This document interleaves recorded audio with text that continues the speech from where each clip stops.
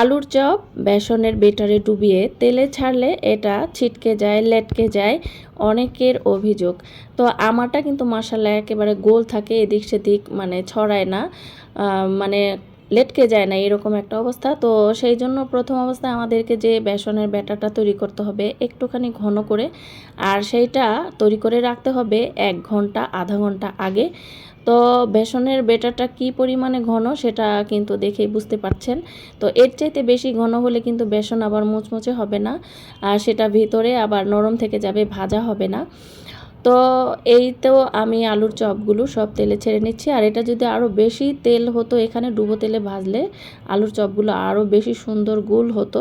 তো তেল কম, সেই জন্য মানে পারফেক্টভাবে গোল হবে না। তো যাই হোক, প্রতিদিন অনেক অনেক তেল খরচ হয় ইফতারিতে, আর ওইদিকে তেলের দামের কথা নাই বললাম।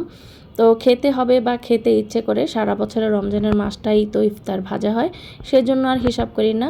আল্লাহই তো বলে দিয়েছেন যে রমজান মাসে খাবারের কোনো হিসাব নেবেন না।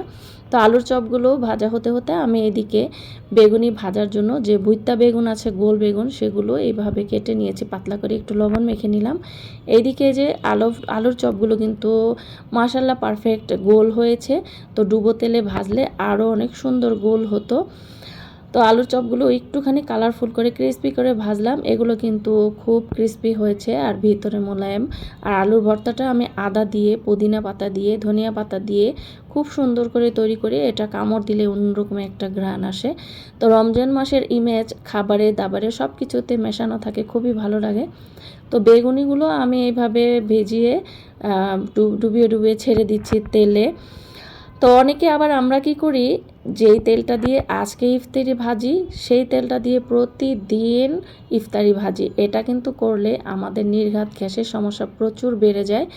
দেখা গেল আজকে ভাজার পরে যেইটুকু তেল থাকে সেই তেলে পরের দিন ওই একই কড়াইতে আবার নতুন করে তেল ঢেলে দিয়ে আমরা ভাজি। তো কি হলো, আগের যে দূষিত তেলটা আছে ওইটার সাথে নতুন তেল মিক্স হয়ে, মানে পোড়া যে আগের পোড়া তেল, এটার সাথে নতুন তেল মিক্স হয়ে দূষিত হয়ে গেল।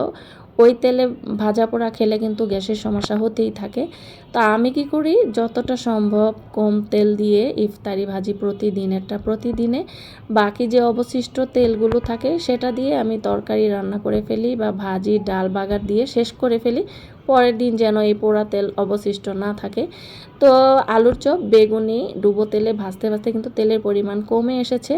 যখন তেলের পরিমাণটা কমে এসেছে ঠিক তখনই আমি এই যে ডালের বড়া বা পেঁয়াজগুলো ভেজে নেই। পেঁয়াজও ভাজতে কিন্তু ডুবো তেলের প্রয়োজন হয় না। আর বাকি যে অবশিষ্ট তেলগুলো থাকবে, পেঁয়াজও ভাজতে ভাজতে তেল শেষ হয়ে যাবে।